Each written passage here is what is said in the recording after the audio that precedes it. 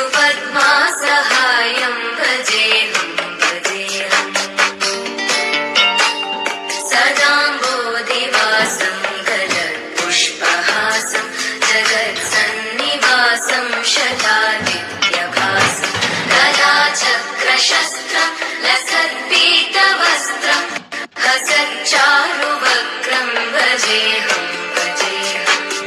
रमाकण्ठहारं श्रुतिव्रातसारं जनान्तर्विहारं धराभारहारं चिदानन्दरूपं मनोज्ञस्वरूपं धृतानेकरूपं भजेऽहं भजेऽहम्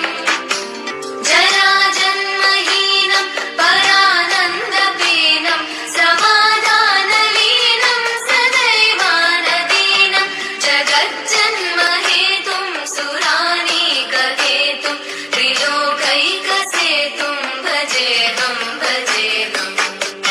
ताम्नायगानं खगाधीशयानं विमुक्तेर्निदानं हरारातिमानं स्वभक्तानुकूलं जगद्वृक्षमूलं निरस्तार्थशूलं भजेऽहं भजेऽहम्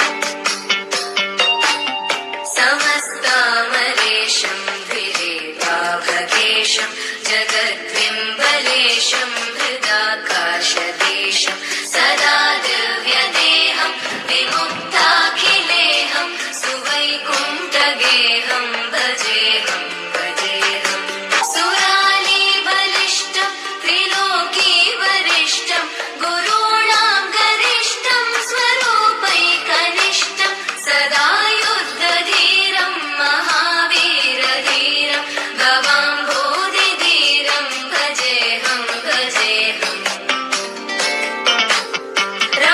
रमावामभागं तलानग्ननागं कृताधीनयागं गतारागरागं मुनीन्द्रैः सुगीतं सुरैः सम्परीतं गुणौघैरतीतं भजेऽहं भजेऽहम्